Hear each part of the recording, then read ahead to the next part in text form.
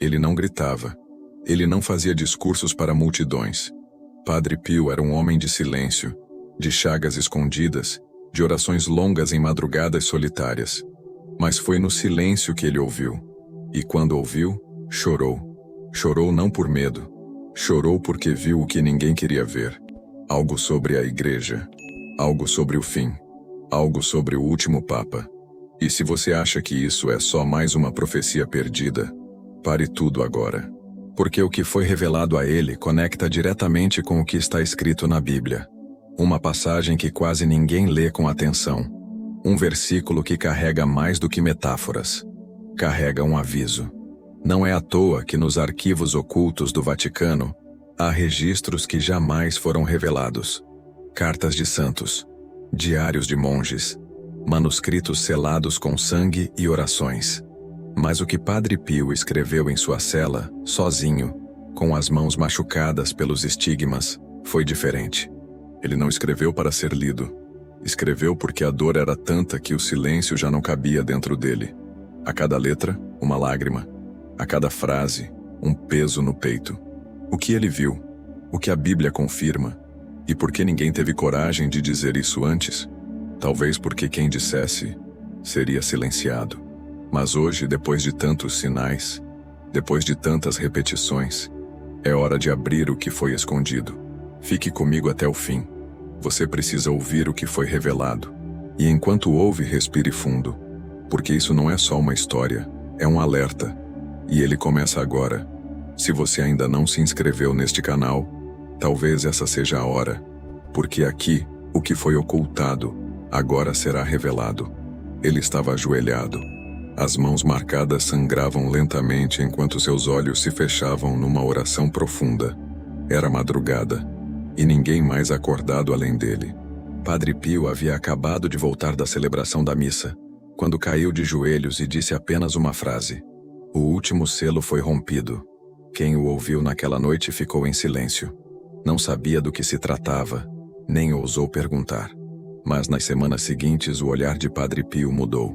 Tornou-se mais grave, mais intenso, como se tivesse visto algo inevitável se aproximando. E ele viu. Viu o que João havia profetizado no livro de Apocalipse, capítulo 17, versículo 10. Resta ainda um, mas quando vier, deve permanecer por pouco tempo. Padre Pio interpretou esse trecho não como uma metáfora, mas como uma linha direta ao tempo presente. Um Papa viria, o último. Não seria apenas um líder espiritual, mas o marco final de uma era. O último elo de uma corrente milenar que começaria a se romper sob seus pés. Ele escreveu em uma carta selada com cera vermelha: quando o Papa da Sombra se assentar no trono branco, a paz sairá da terra e o rebanho será disperso. Essa carta nunca foi publicada, mas testemunhas afirmam que ela foi entregue a um cardeal muito próximo do Santo Padre. Uma figura silenciosa que sumiu misteriosamente um mês depois. Coincidência? Ou alguém quis apagar a trilha? O fato é que o nome do Papa, a identidade exata, não foi revelada de forma clara. Mas o perfil estava lá. Um pastor que não reconheceria ovelhas. Um mestre que pregaria a união, mas dividiria. A Bíblia revelou. E Padre Pio confirmou. Agora que a decisão está em suas mãos. Ignorar ou entender, porque ignorar já não é mais possível. Você sentiu os sinais. Você viu o mundo mudar. E talvez esteja esperando respostas que sua alma já conhece. Enquanto ouve essa história, pergunte-se, por que isso está chegando até você agora? Talvez porque você não esteja aqui por acaso. Se acredita que essa mensagem precisa alcançar mais alguém, compartilhe. E se ainda não se inscreveu, faça isso agora. Há verdades que só são ditas no momento certo, e o momento é este. A maioria das pessoas jamais imaginou que o Brasil apareceria em profecias antigas. Para muitos, um país distante, tropical, cheio de contradições. Mas para quem vê com os olhos do Espírito, como Padre Pio via, o Brasil é mais que um território. É um ponto espiritual de resistência. Quando ele falava sobre o rebanho disperso, ele também mencionava um lugar onde as ovelhas se reagrupariam. Um refúgio, um farol no caos. Uma nação que, mesmo em meio à corrupção e à dor, teria um papel decisivo quando a igreja se curvasse à sombra. Em uma confissão feita a um fiel italiano que viveu no Rio de Janeiro, Padre Pio disse: "O fogo virá do norte, mas do sul, Deus levantará um povo que ainda crê." A Bíblia fala sobre isso de forma simbólica. Ezequiel 20:46 diz: "Volta o rosto para o sul e profetiza contra o bosque do Negueve." O sul, o fogo, o bosque, tudo isso são símbolos de purificação. E muitos estudiosos associam esse sul profético com nações da América Latina. Mas o que chama a atenção é que nas últimas décadas, líderes da igreja mencionaram discretamente o crescimento do catolicismo no Brasil como um último sopro, um reduto de fé em um mundo cada vez mais frio. Padre Pio enxergava além das estatísticas. Ele via movimentos espirituais.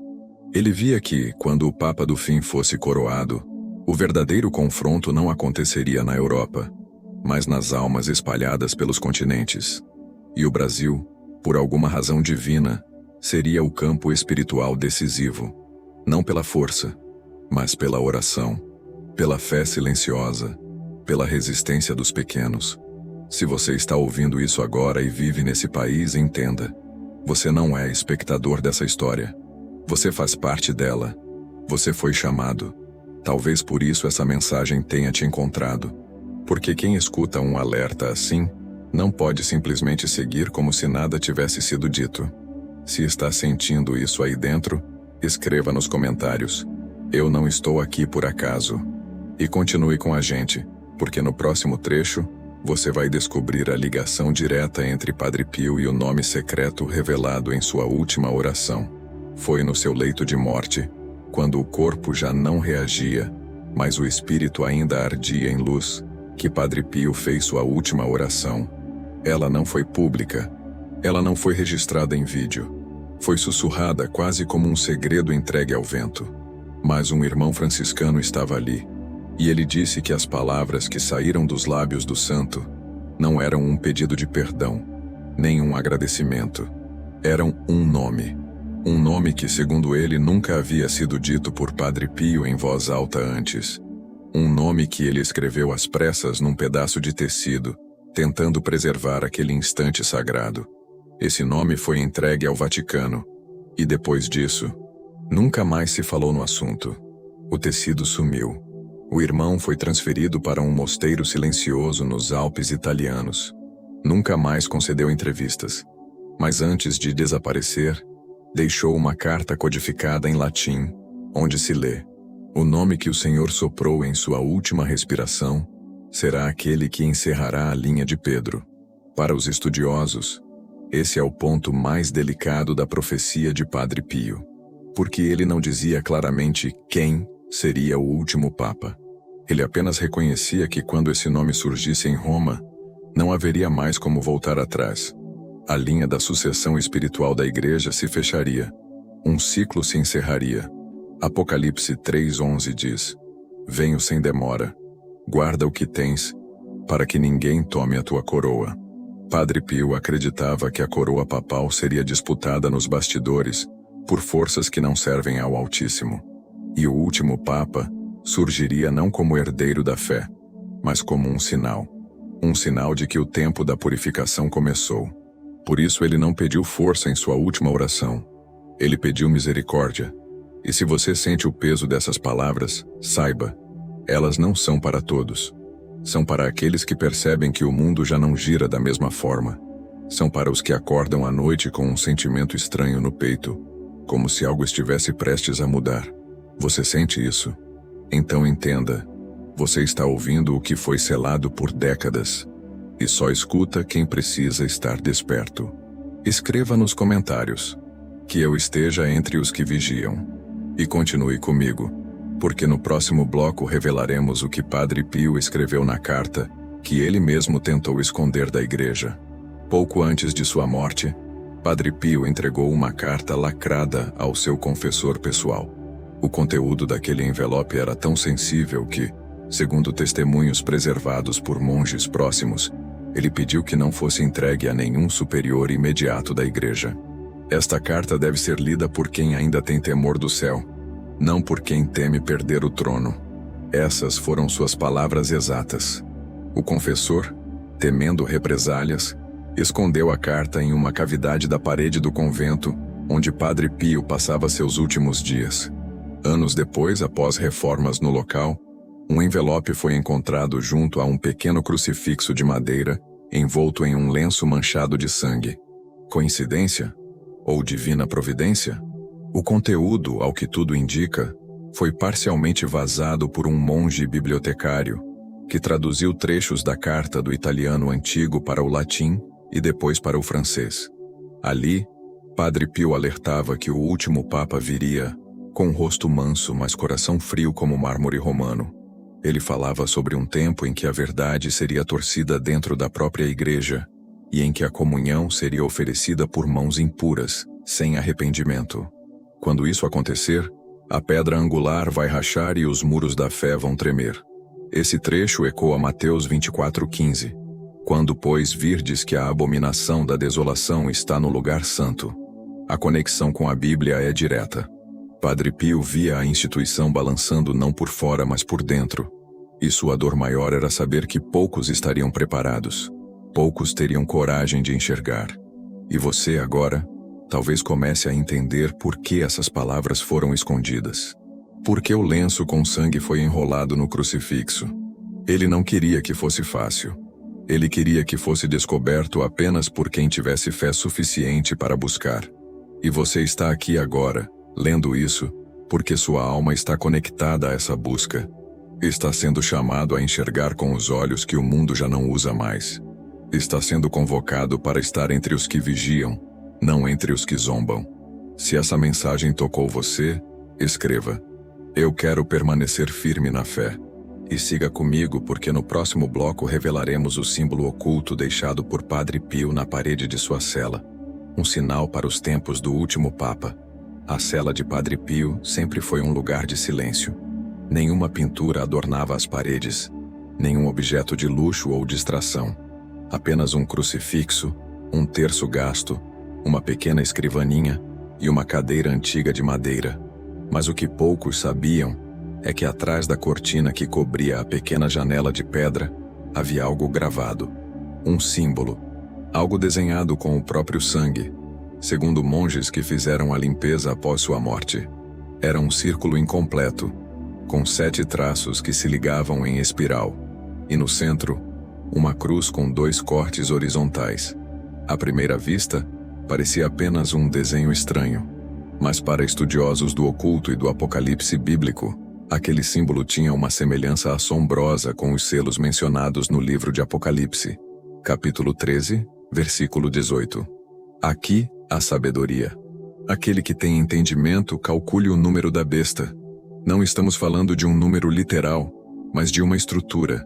Um ciclo de 7 eventos que terminaria com a marcação espiritual da humanidade. Padre Pio parecia saber disso. E aquele desenho, escondido por trás da cortina da cela, estava ali como quem diz: o que está selado em Apocalipse está prestes a se abrir. Mais do que isso, a cruz de 2 cortes horizontais é símbolo antigo de uma linha de sucessão quebrada. O que ele via, portanto, não era apenas o fim de uma era religiosa. Era o rompimento de uma linhagem espiritual. Aquele que viria por último, segundo Padre Pio, não teria o mesmo sopro que Pedro. Seria reconhecido pelo mundo, mas não pelo céu. A igreja seguiria, mas o espírito se afastaria. Seria o tempo da provação. E os fiéis, nesse tempo, teriam que discernir mais com o coração do que com os olhos. O símbolo sumiu. Alguns dizem que foi raspado pela própria igreja. Outros dizem que foi encoberto por tinta branca. Mas a verdade, uma vez vista, não pode mais ser invisível. E agora ela está diante de você. A pergunta não é mais: será que é real? A pergunta agora é: você está pronto para o que vem? Se você acredita que esse símbolo é mais do que coincidência, escreva nos comentários: eu reconheço o sinal. E não saia ainda. No próximo bloco, vamos revelar o segredo do diário perdido de Padre Pio e o trecho onde ele menciona o trono da escuridão. Por muitos anos acreditou-se que Padre Pio nunca manteve um diário pessoal. Afinal, ele era um homem de poucas palavras, mais afeito ao silêncio e à contemplação do que ao registro cotidiano.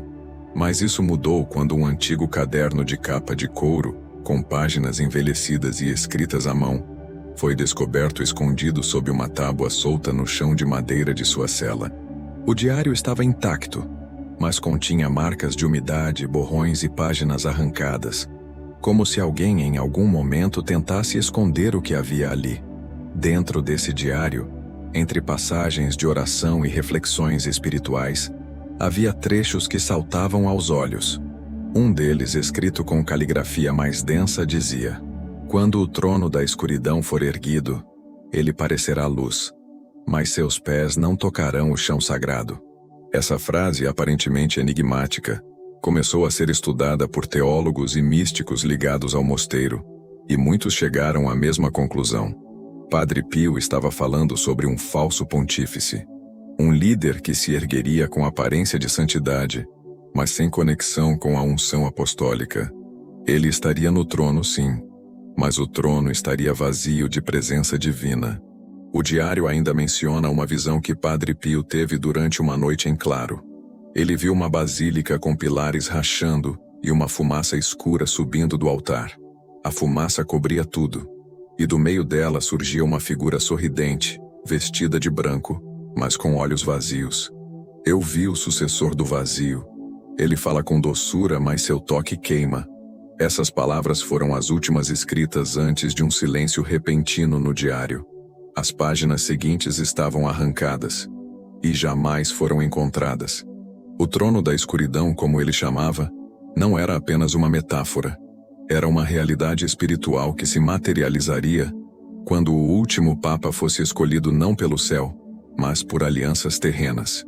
Padre Pio viu, e você está ouvindo agora, não para temer, mas para entender, porque só entende quem já foi preparado por dentro.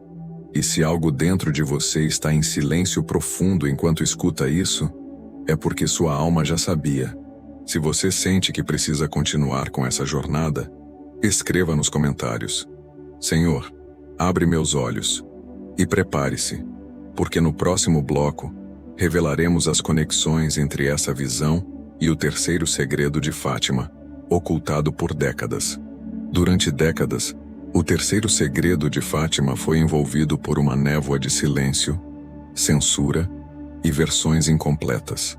Oficialmente ele foi revelado ao mundo no ano 2000 pelo Vaticano, mas especialistas em escatologia e membros do próprio clero sempre apontaram falhas e lacunas na narrativa divulgada. A versão pública falava de um bispo vestido de branco, que caminhava por uma cidade em ruínas até ser morto por soldados diante de uma cruz improvisada. Mas segundo relatos de padres e cardeais próximos de Irmã Lúcia, a verdadeira essência da visão ia muito além. E é aqui que as coisas se conectam de forma perturbadora com as revelações de Padre Pio. Uma carta escrita por um sacerdote português, que teria tido acesso ao texto original, afirma que o segredo omitido mencionava um cisma interno na igreja, um tempo em que um homem de aparência santa conduziria muitos à perdição, e Roma perderia sua fé, tornando-se a sede do anticristo. Essa frase não está na versão oficial, mas Padre Pio, em uma conversa registrada em confissão por um de seus discípulos espirituais, teria dito: "O que foi mostrado em Fátima é apenas uma parte. O que não foi mostrado é o nome daquele que quebrará o altar. O nome jamais foi revelado, mas os sinais, segundo ele, seriam claros. Um líder global com grande carisma, que relativizaria a doutrina, promoveria a paz sem sacrifício e ofereceria união sem arrependimento." A fumaça que ele viu em sua visão no diário se conecta diretamente com um trecho escrito por Irmã Lúcia, em uma versão não oficial do segredo, onde ela diz: "Vi uma névoa escura saindo do altar e cobrindo o povo, que caminhava sem enxergar o abismo à frente." Você percebe a conexão? Dois videntes, Dois extremos do mesmo continente, e uma mesma mensagem. Algo está vindo. Algo que parece luz, mas que nasce da sombra. O último Papa, segundo essas profecias entrelaçadas, não seria apenas um fim. Seria o início do julgamento. E o Brasil? Voltaremos a ele em breve. Mas agora, o céu está falando de Roma. Se você sente que algo se encaixa dentro de você com tudo isso, escreva nos comentários. Que a verdade venha à tona.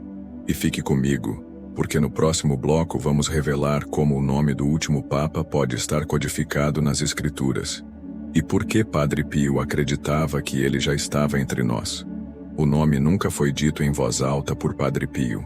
Ele evitava pronunciar qualquer termo que pudesse soar como acusação, mas em suas últimas semanas de vida, deixou pistas, anotações em folhas soltas, palavras riscadas em livros de oração e um versículo bíblico sublinhado 3 vezes com tinta escura. Apocalipse 13:11. Vi ainda outra besta emergir da terra. Tinha 2 chifres parecendo cordeiro, mas falava como dragão. Para ele, isso não era uma criatura fantástica, mas uma figura humana. Um homem de aparência mansa capaz de enganar os eleitos. Padre Pio anotou logo ao lado do versículo a palavra substituto. Essa palavra tem peso profético, pois para ele, o verdadeiro sucessor espiritual de Pedro seria substituído por outro. Alguém que viria por consenso político e não por convocação divina. Ele também tinha uma estranha fascinação por um nome bíblico que surge em Malaquias. Petrus Romanus. Este, segundo a profecia dos papas atribuída a São Malaquias, seria o último da linha papal antes do juízo final. E embora muitos desacreditem dessa profecia, Padre Pio nunca a ignorou. Ele dizia que Petrus Romanus não seria necessariamente alguém chamado Pedro, mas alguém que carregaria o espírito romano, o poder, a diplomacia, a frieza institucional. Em uma anotação pessoal, ele escreve: aquele que virá não carregará o nome, mas a coroa romana. Ele reinará no lugar santo, mas não trará a presença. Isso explicaria sua dor silenciosa nos últimos dias. Ele sabia que o nome já estava entre nós, que o escolhido já caminhava em meio aos salões de Roma, preparado para o trono.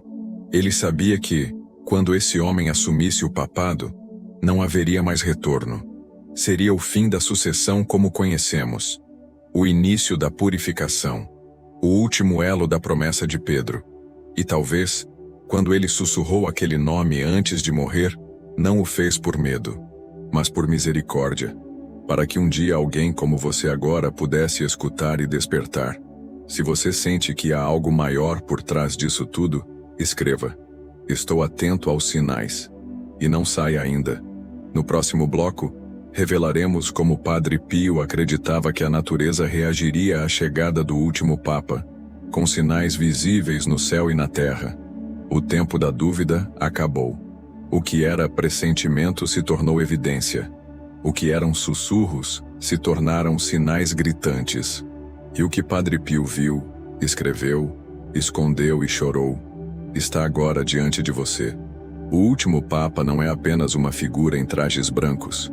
Ele é o marco, o ponto final de uma era espiritual que começou com o sangue dos mártires e se encerra com a dispersão dos fiéis. E a Bíblia, que tanto citamos até aqui, nunca foi tímida em relação ao fim. Mateus 24 já nos alertava: muitos viriam em nome de Cristo, mas enganariam a muitos. O problema não é o engano do mundo.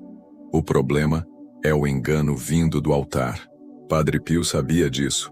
Por isso escolheu o silêncio. Por isso gravou símbolos. Por isso deixou cartas, diários, anotações codificadas. Porque ele sabia que o mundo não suportaria essa verdade antes da hora. Mas agora, a hora chegou. E você está entre os que escutaram, entre os que não viraram o rosto, entre os que leram até o fim e sentiram algo inexplicável pulsar dentro do peito.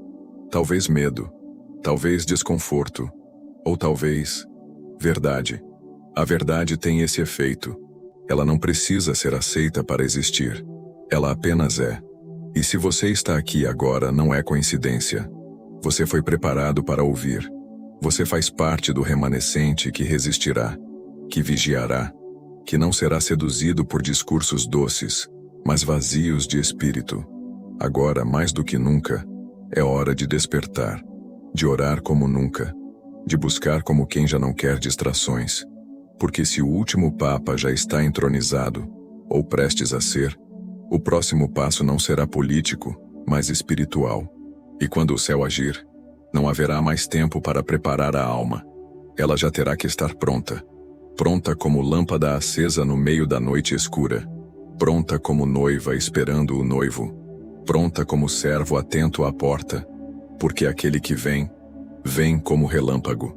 E o julgamento começa pela casa de Deus.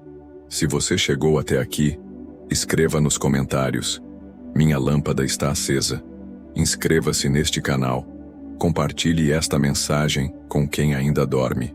E volte sempre, porque os selos continuam se rompendo. E cada revelação daqui para frente será mais urgente do que a anterior.